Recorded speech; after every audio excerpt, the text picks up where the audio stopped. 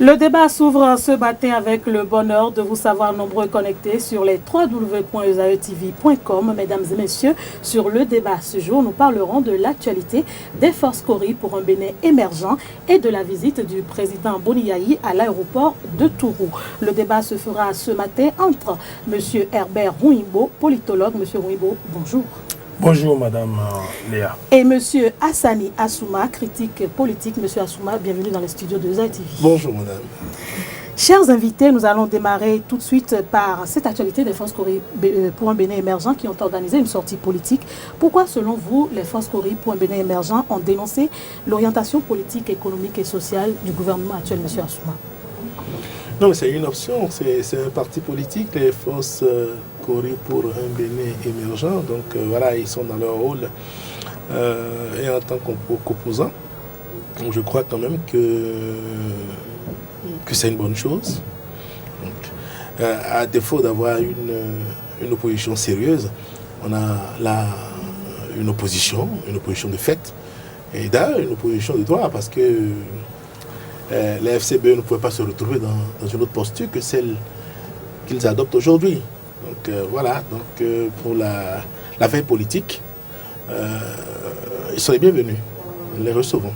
Dans l'opposition. Dans l'opposition, merci. Monsieur Rouimbo, pourquoi les forces Cori pour un Bénin émergent ont attendu 4 mois avant de critiquer le gouvernement actuel? Les FCBE, il faut rappeler que c'est une alliance de partis et de mouvements politiques ayant soutenu l'ancien régime, l'ancienne majorité présidentielle, et qui entendent, les FCBE, assumer l'héritage de leur gestion, y compris ceux qui ont participé avec eux à gérer le pays et qui se retrouvent actuellement dans ce qu'on peut appeler la nouvelle majorité du nouveau départ. Donc les FCBE ont bien fait de faire cette sortie parce que elles ont été, ces forces-là, l'objet de beaucoup de critiques, l'objet de beaucoup de procès au niveau du Conseil des ministres. Vous savez que depuis l'avènement du régime, un procès constant et permanent est fait par rapport à la gestion du président Boni Yayi et les FCBE.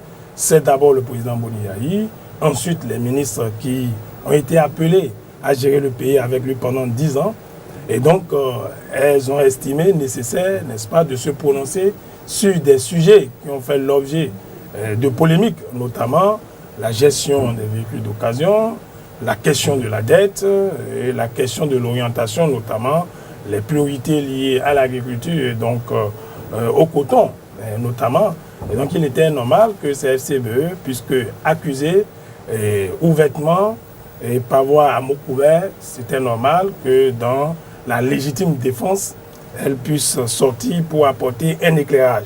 Ce qui a été fait, elles ont dit qu'elles ne constituent pas encore une force d'opposition, mais elles constituent, n'est-ce pas, une alternative de proposition.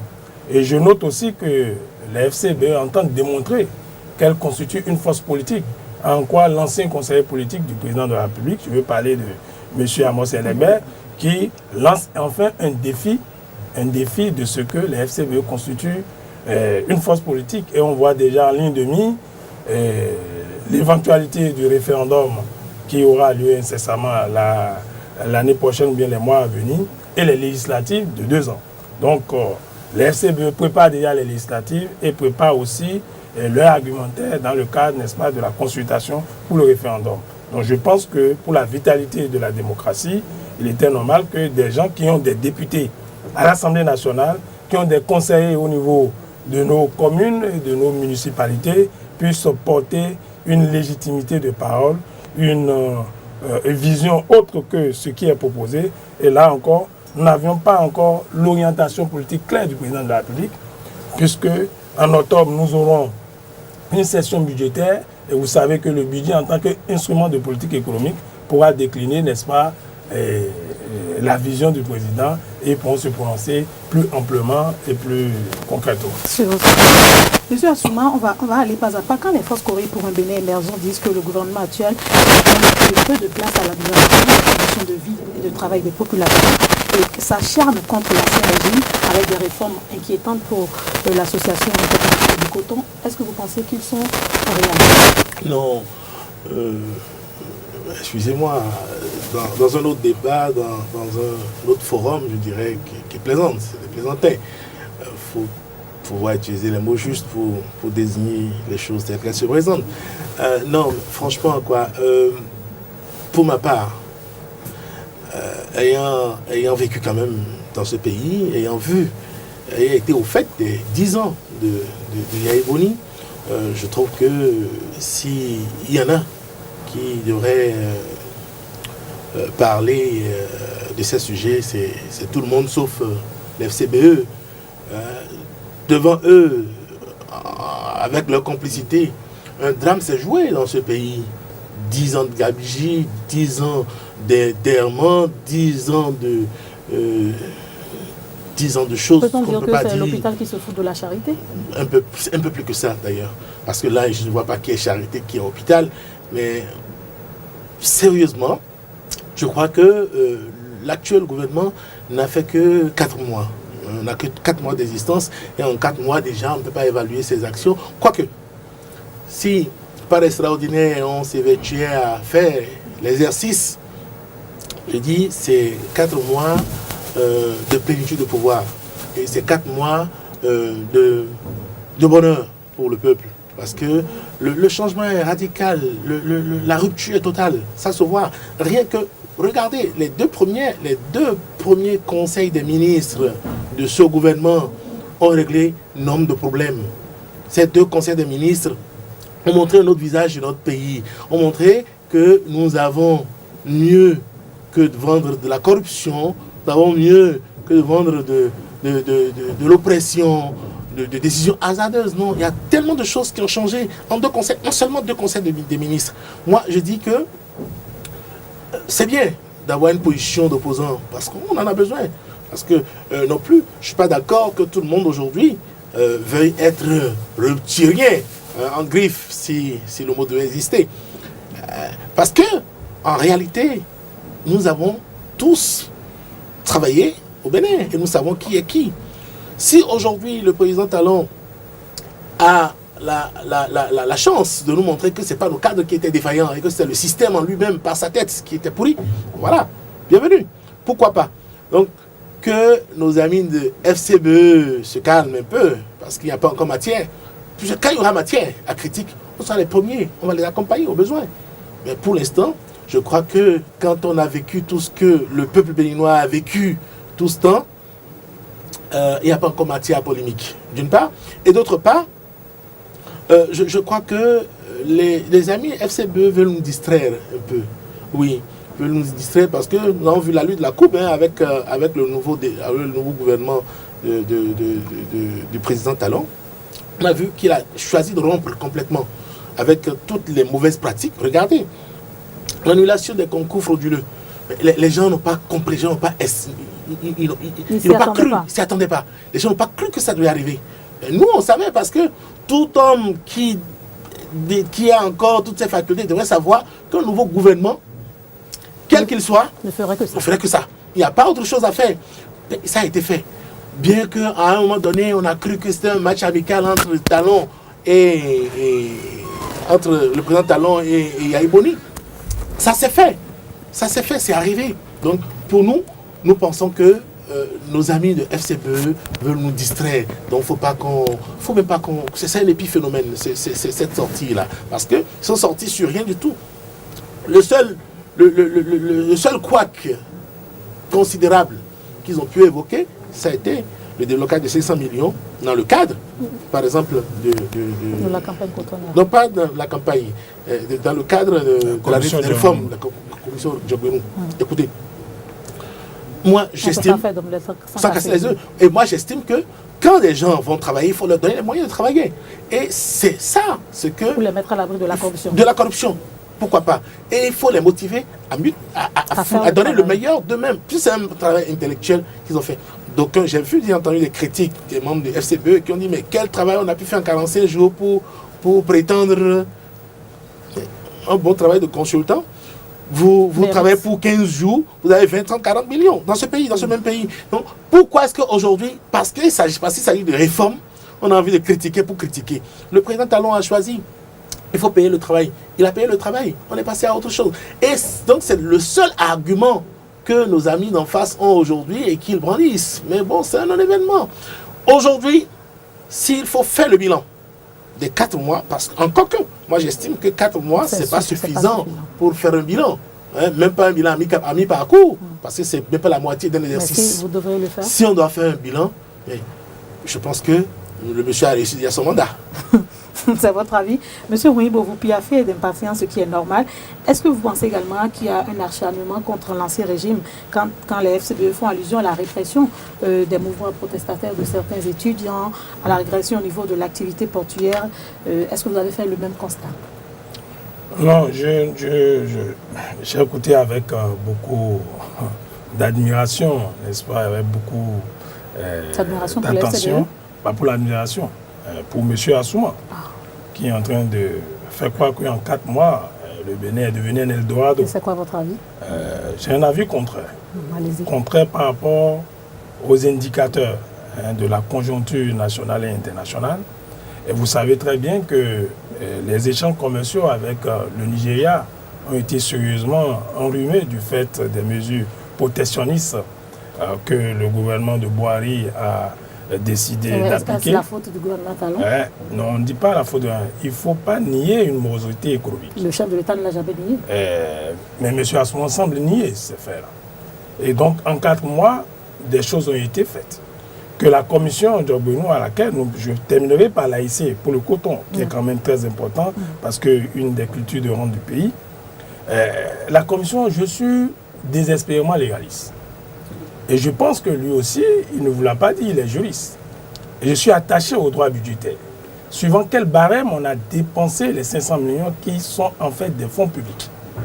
Et il sait très bien, puisqu'il a eu la chance de gérer, n'est-ce pas, des institutions publiques, il sait très bien qu'on n'avance pas de faux sans barème, sans arrêter, sans test. Oui, aller droit au but. Alors, donc les 500 millions, personne ne conteste, mais on veut qu'il y ait de référence. Parce qu'au même moment, on a demandé aux fonctionnaires de l'État que quand ils vont faire des travaux intellectuels dans ces séminaires à télé, ils n'ont droit à rien. Le Conseil des ministres en juin l'a dit. Selon vous. Et donc, il n'y a pas d'injustice. Je suis désespérément légaliste. Je suis attaché au droit budgétaire. Et je pense que s'il n'y a pas une dépense prévue, s'il n'y a pas de ligne, s'il n'y a pas de test qui peut prendre les qualifications, on ne saurait le faire. Ce qu'on demande, n'est-ce pas, en ce qui concerne les 500 millions, qu'on puisse nous le dire, puisque la transparence étant un principe constitutionnel dans notre pays, il était normal qu'on puisse nous dire, n'est-ce pas, le bilan, n'est-ce pas, de 500 qu'on dépense. C'est pas compliqué. Sur un papier A4, on va nous dire si c'est la restauration qui a coûté ceci, et nous aurons quoi. Donc je pense qu'il y a forcément une absence, n'est-ce pas, de lumière sur cette question. C'est ça qui fait que beaucoup de gens sont inquiets. Et cela dit, l'annulation des concours, oui, que le rapport qui a été produit pour ces concours n'est pas reluisant. Les arguments, les motivations qui ont été soulevées par le gouvernement, je pense que ce sont des motivations justes. Et là-dessus, remettre ça en cause, c'est faire de mauvaise foi, c'est faire la culture de la paresse et bien de la fraude. Quand en réalité, il y a des indices forts de ce que ces concours sont frauduleux. Et là-dessus, tout le monde est d'accord qu'on puisse reprendre ces concours-là. Quant aux responsabilités qui sont évoquées, où on estime que, par exemple, alors même que le rapport félicite certains ministères, et là, je parle du ministère de l'économie et des finances, on pense que le ministre est en cours, alors que son secrétaire général entend repêcher par les rupturiens, n'en est pour rien, que tout le ministère n'en était pas pour rien, et que ce n'est que le ministère, je pense que c'est trop gros. Et qu'il faut relire posément ce rapport, et on comprendra que les mêmes commissaires ont félicité de par les correspondants qui ont été échangés entre le ministre de l'économie et des finances et le ministre en charge de la fonction publique, autant de correspondances, autant de dates qui prouvent qu'il y a la bonne foi du ministre en charge de l'économie et des finances. Et sur le coton, la question du coton, la Constitution dit que c'est le président de la République qui détermine et conduit la politique de la nation et que les options qui ont été faites là-dessus sont des options propres au régime et là-dessus, on ne devrait pas les remettre en cause, soit les commenter ou les critiquer au besoin d'apporter des améliorations. Je constate que ce dont nous avons besoin, c'est de la performance. Vous savez que le coton, depuis quelques années, constitue, en termes de tonnage, nous n'évoluons pas autre mesure, ça passe en décrescendo. Est-ce que le retour le retour, non, puisque il faut laisser l'expérimentation, le retour de l'AIC qui est arrivé au palais, et n'oubliez pas que avec la mise en œuvre de la LOF, la loi organique sur les finances, que nous avions mis en œuvre depuis septembre dernier, et cette LOF-là permet maintenant de faire de traçabilité. C'est heureux que les subventions de canton soient désormais budgétisées. Donc on doit savoir maintenant cette traçabilité qui n'existait pas. Donc la mise en conformité des lois organiques sur les finances au niveau de l'espace sur moi nous exige maintenant de traçabilité. C'est heureux qu'on ait ça. Maintenant, est-ce que l'option de l'AIC est la meilleure? Nous constatons qu'elle a fait son expérience par le passé. L'État a repris avec des performances très discutables. Donc cette nouvelle expérience peut permettre de savoir si nous sommes vraiment sur le chemin de l'espérance. Pour l'instant, on ne peut pas préjuger. Il faut faire l'expérience. Encore qu'il faut sensibiliser les populations pour ce qu'ils mettent le coton. Est-ce que les FCBE ont raison de dire que le gouvernement talon ne s'intéresse qu'à lui-même?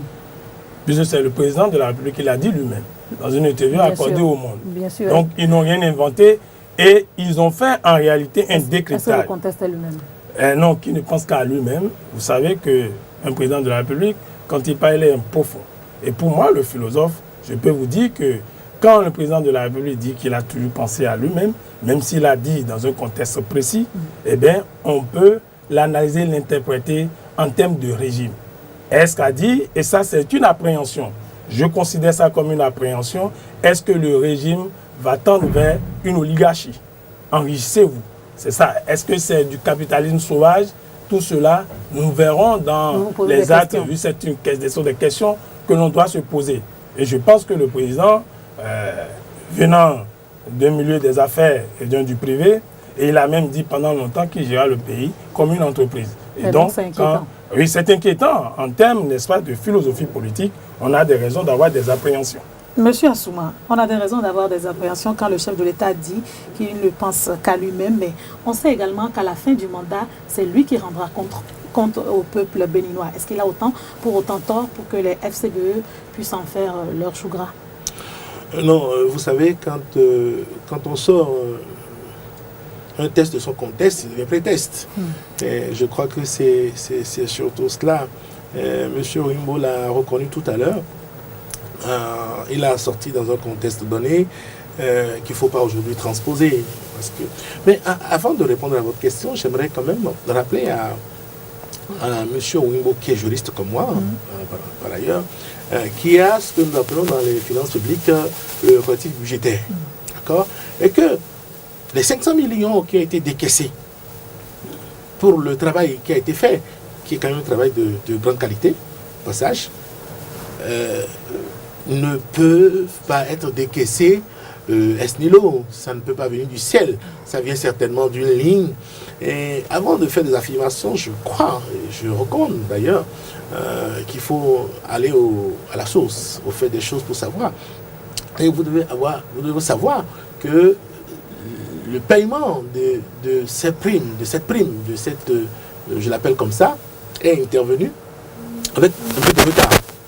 Avec un peu de retard parce que justement il y avait un travail à faire avant. Et ce travail a été fait. Comment est-ce qu'on paye les gens au trésor? C'est en liquidité. Au cas où vous ne saurez pas. Nous avions déjà bancarisé déjà. Nous sommes dans la bancarisation. Non, sachez, et je le dis d'expérience, qu'au trésor, il y a beaucoup de liquidités qui circulent au trésor. Voilà. Donc, ce travail, ce décaissement a été opéré dans le strict cadre du collectif budgétaire. Et ça, il faut le savoir. Donc, et sachez que il n'y a pas de polémique à faire autour non, il n'y a pas de polémique à faire autour de cette question-là. Ce sera juste alimenter des rumeurs. Donc il faut faire attention. Et l'autre chose, il s'agit quand même de l'État. Et qu'il n'y a aucun mécanisme charlataniste qui entretient de la magie au sein des finances publiques. La trace est faite automatiquement. Donc il n'y a pas de possibilité de prendre de l'argent de quelque part, ce qui n'était pas prévu. 500 millions, c'est quand même beaucoup. Donc, rassurez-vous, c'est comme ça que ça se passe. Et là, pour ce qui concerne le chef de l'État, je pense qu'il pense vraiment à lui-même. Et il devrait davantage penser à lui-même. Et Yaya Boni aurait dû faire pareil. Parce que si Yaya Boni avait pensé un peu à lui-même, et avait pensé au 6 avril 2016, il aurait gouverné autrement. Il aurait gouverné autrement. Il y a une question aujourd'hui qui alimente la presse et l'opinion. La création de la cellule de vérification de la pertinence des décrets, arrêtés, c'est pas dans des arrêtés préfectoraux et autres. J'ai entendu des avis qui sont bien argumentés, bien entendu, mais qui me laissent un peu perplexe. C'est vrai que de la position d'homme libre, de juriste, je pourrais dire erreur. Mais quand vous allez un peu dans le contexte, quand vous rentrez un peu dans le contexte béninois, vous comprendrez avec aisance que si le chef de l'État ou le gouvernement en est arrivé justement à vouloir contrôler ce panel, c'est tout simplement parce qu'il y a eu beaucoup de dérives par le passé et que ces dérives de par le passé justement alimentent des peurs d'aujourd'hui. Regardez un peu ce qui se passe avec le préfet Toboula, qui dès qu'il prend une décision est critiqué, tourné dans tous les sens. Et ça commence même pas à jeter du doute sur les compétences du monsieur. Voilà. Donc, qu'ils prennent cette décision de créer une cellule d'analyse et de contrôle des arrêtés plutôt, excusez-moi, je crois que c'est tout à fait normal. Et ça entre d'ailleurs dans le cadre, ça va bien en adéquation avec sa personnalité qu'il a lui-même décrite à un moment donné. Il pense à lui-même parce qu'il sera le seul demain à répondre justement des actes des uns et des autres. Je sais que avec le temps, il va falloir justement libérer les cadres et que cette cellule, je suis sûr, je suis conscient que cette cellule ne va pas travailler pendant 5 ans. Ça va finir par disparaître. Mais justement pour réguler un tant soit peu les choses, apaiser un peu les populations et dissiper un peu les peurs, c'est important que ça se mette pour que justement qu'il sache lui-même déjà ce qui se passe effectivement. Parce que vous vous rappelez, il y a une formule magique ici qui a voulu tout le temps que le chef d'État ne soit au courant de rien du tout. Et donc, à un moment donné, le chef de l'État est au courant de tout. Et vous avez vu, moi j'ai été très surpris Très brièvement alors. Oui, j'ai été très surpris de l'attitude du chef de l'État après le 1er août quand il faisait son débat avec Bâton Rompu. Il n'avait pas de fiche. Ce monsieur n'avait pas de fiche. Et pourtant, regardez, il avait un conducteur. Vous êtes en admiration. J'étais mort d'admiration pour ce monsieur parce qu'il avait un fil conducteur qui sous-tendait son speech, et ça allait de source à coulait de source, les mots venaient de façon fluide. Ça voudra dire que il a une idée claire de ce qu'il veut faire. Faisons-lui confiance et laissons-le travailler. Arrêtons de critiquer pour critiquer. Enfin. On va arrêter de critiquer pour critiquer et faire un tour rapide par rapport à cette actualité du président Boni Yayi qui est allé en visite sur l'aéroport de Tourou. On a moins de 5 minutes, donc on va faire un tour de table rapide et conclure sur On ne peut pas conclure sans rebondir sur... Vous allez rebondir très brièvement sur la cellule créée d'analyse ou bien des actes ou bien des arrêtés. C'est une aberration. Ça peut être une cellule d'analyse, de contrôle, de projet d'arrêté. Quand l'arrêté il est pris, c'est que c'est fini, il est pris. Donc, ça produit ses effets de droit. Et j'ai peur que ça ne soit pas une juridiction de plus. D'accord. Et il sait très bien, il semblait, je comprends bien les gymnastiques de mon aîné, il sait très bien que nous avons une juridiction qui s'occupe, quand on est compte, pour les recours en essai, pour les juridictions de plein contentieux. Et il l'a dit, je voulais rebondir, et je sais qu'il veut aménager les gens. Et je le connais très bien pour son franc-parler. C'est une aberration. D'accord. Il faut reformuler projet d'arrêté. Là, c'est une organisation interne du gouvernement. Et cela dit, vous voulez... Non, je ne fais pas de proposition pour le gouvernement. Je ne suis pas payé pour ça. J'ai des amis qui sont au gouvernement. Et au nom de nos amitiés, au nom de l'admiration que j'ai pour eux, je leur fais mes remarques. S'ils décident de décrocher, c'est bon. Ce qui est sûr, on doit remercier le Seigneur d'avoir eu le minimum social commun. Cela dit, pour Tourou, la visite du chef de l'État. Oui, j'ai deux regards bipolaires. Alors, le président de la République, Thomas Boni Yayi, devra conformer son agenda aux exigences républicaines. Et deuxièmement, les réactions intempestives du ministre en charge des Transports n'honorent pas le gouvernement, n'honorent pas la fonction ministérielle et j'ai du discrédit pour la fonction présidentielle. Le président de la République, fut-il ancien, malgré ce qu'on lui reproche, doit être respecté. Le mot est important. Respect parce qu'il est culturel chez nous. Et dans toutes nos cultures, vous verrez quelqu'un qui est âgé, quelqu'un qui a déjà exercé, on lui doit du respect. Monsieur Gouimbo, votre message est passé. Monsieur Assouma, votre regard sur cette visite de l'ancien chef d'État à Toro? C'est une erreur du chef du président Boniaï. C'est une grosse erreur. Et les réactions qui ont suivi après? Les réactions aussi sont tout aussi erronées que la visite elle-même. Parce que vous pensez que ça aura une incidence sur la cohésion sociale? Non, aucune incidence. Par contre, non, du tout. Non, parce que tout le monde sait que l'acte posé par l'ancien président n'est pas bon. C'est pas bon. Et puis, moi, j'ai demandé à ses enfants, dans une émission, j'ai demandé à ses enfants de pouvoir calmer un peu les ardeurs de leur papa. Parce que, qu'on le veuille ou non, il n'est pas n'importe qui. Il a été quelque chose dans ce pays. Et au nom de ce qu'il a été, et au nom des valeurs que nous entretenons quand même dans ce pays, il faut qu'il revoie sa copie. Mais aussi, je voudrais que le ministre Héromé se calme aussi un peu. Il a besoin de se calmer, il a besoin d'écouter. Il faut qu'il essaye au moins d'écouter les syndicalistes qu'il a autour de lui. Parce que sa réaction est une réaction de syndicaliste. D'accord. Et pour conclure, M. Assouma, qu'attendez-vous des forces Coripo pour les semaines mois à venir? Non, pour moi, c'est une force qui n'existe pas. Excusez-moi. Pour moi, c'est pas une force sérieuse. Oui, mais vous avez dit que c'est bien qu'ils fassent l'opposition. Non, ils vont disparaître bientôt. Parce que c'est toujours comme ça. Et je lance plutôt un appel au président Talon.